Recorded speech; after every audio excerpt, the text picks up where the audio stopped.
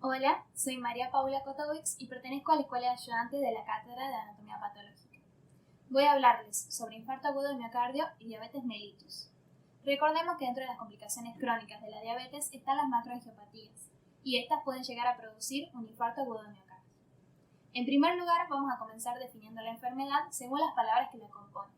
Hablamos de infarto ya que hacemos alusión a una necrosis isquémica producida por la oclusión de una arteria que irrigaba una parte del tejido. Decimos que es agudo ya que se manifiesta de manera súbita, y de miocardio haciendo alusión al músculo cardíaco. La principal causa de esta enfermedad es la oclusión de una arteria coronaria por un trombo asentado sobre una placa ateromatosa. Como podemos ver en esta imagen, tanto a la macro como a la microscopía, se trata de una arteria coronaria casi totalmente obstruida por una placa. En cuanto a la cronodinámica de la enfermedad, en los primeros minutos luego de la oclusión no vamos a observar alteraciones al microscopio, sino que vamos a ver las primeras consecuencias bioquímicas por la falta de oxígeno y de nutrientes. Estas van a ser disminución de ATP, disminución de glucógeno y edema mitocondrial, que van a llevar a una disminución en la contractilidad y hasta relajación de algunas miofibrillas. Hasta este punto son procesos reversibles, pero luego van a comenzar a darse los eventos irreversibles que van a comenzar en los primeros 30 minutos hasta las primeras 4 horas. En este tiempo vamos a observar al microscopio electrónico una alteración en el sarcolema. El sarcolema sería como la membrana plasmática de la fibra muscular, y al perder su integridad va a permitir tanto una salida de proteínas cardíacas como el ingreso de macromoléculas extracelulares hacia el interior de la fibra muscular. Este escape de proteínas cardíacas sería la base de los marcadores sanguíneos que nos van a indicar un daño irreversible en los miocitos. Dentro de las siguientes 12 horas podemos observar a la macroscopía un moteado oscuro en el órgano, y al microscopio óptico vamos a ver que se trata de una necrosis coagulativa temprana, hemorragia y edema. El edema suele ser muy extenso, ya que por falta de ATP se produce una falla en la bomba de sodio y potasio, lo cual va a permitir un flujo de entrada del sodio acompañado del agua. Dentro de las 12 y 24 horas, este moteado oscuro es permanente y se debe a la sangre que queda atascada en el órgano. Al microscopio óptico vamos a observar una necrosis coagulativa en curso y esta misma va a comenzar a producir una respuesta inflamatoria, por lo cual vamos a poder observar un infiltrado neutrófilo temprano.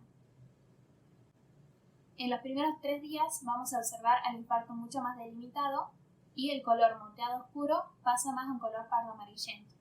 Al microscopio óptico vamos a observar una necrosis aún en curso y un gran infiltrado inflamatorio en respuesta al daño. En las siguientes 2 semanas vamos a observar a la macroscopía un infarto bien delimitado, de color blanco amarillento, blando y con bordes más deprimidos y más oscuros. Luego al microscopio óptico vamos a ver en una primera instancia una fagocitosis bien desarrollada de células muertas y luego toda la zona lesionada va a ser reemplazada por tejido de granulación altamente vascularizado. En las siguientes 2 a 8 semanas observamos a la macroscopía una cicatriz blanquecina que progresa desde los bordes hacia el centro de la lesión. Y al microscopio óptico podemos ver que a medida de que progresa la cicatrización, aumenta el depósito de colágeno formando un tejido fibroso en la zona de lesión.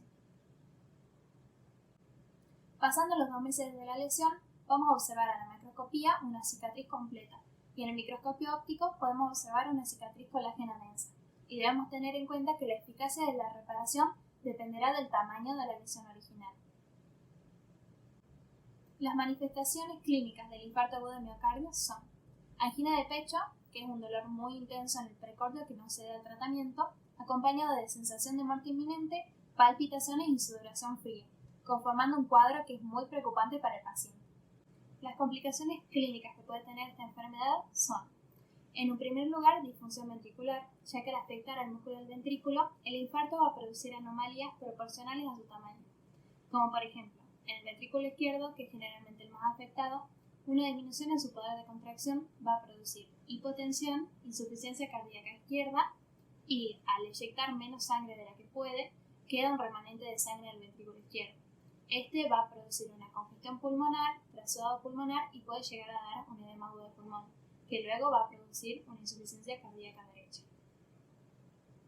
También pueden producirse arritmias, donde el paciente que ha sufrido un infarto agudo de miocardio presentará irritabilidad miocárdica, que puede estar acompañada o no de alteraciones en la conducción, como por ejemplo bradicardia sinusal, fibrilación auricular, bloqueos cardíacos, etc. Otra complicación es la rotura miocárdica, que se va a dar cuando se produzca una necrosis transmural, es decir, cuando afecte toda o casi toda la pared del ventrículo. La más frecuente es la rotura de la pared libre ventricular, que va acompañada de hemopericardio, es decir, que presenta sangre en el pericardio, y puede llegar a dar un taponamiento cardíaco, que es la compresión del corazón por el pericardio, ya que este está lleno de líquido. Otro ejemplo es el aneurisma ventricular, donde se afecta la pared del ventrículo. Esta parte de la pared va a estar mucho más delgada por la cicatrización y al contraerse el corazón va a abultarse. Si bien son complicaciones de infartos transmurales grandes, no producen rotura miocárdica, pero pueden llegar a producir otras complicaciones como trombos, arritmias e insuficiencia cardíaca. Y para finalizar, me parece importante destacar que es la primera causa de muerte en pacientes diabéticos. Por otro lado, requiere de atención médica inmediata, ya que 2/3 de los pacientes fallecen por fibrilación ventricular, algo que si se trata a tiempo en un hospital es muy manejable. Y por último, la prevención y el cuidado que deben tener los pacientes que están predispuestos a esta enfermedad, ya que cambiando hábitos tóxicos como fumar o regulando hacia una mejor alimentación se puede prevenir esta enfermedad. Eso fue todo, muchísimas gracias por escuchar.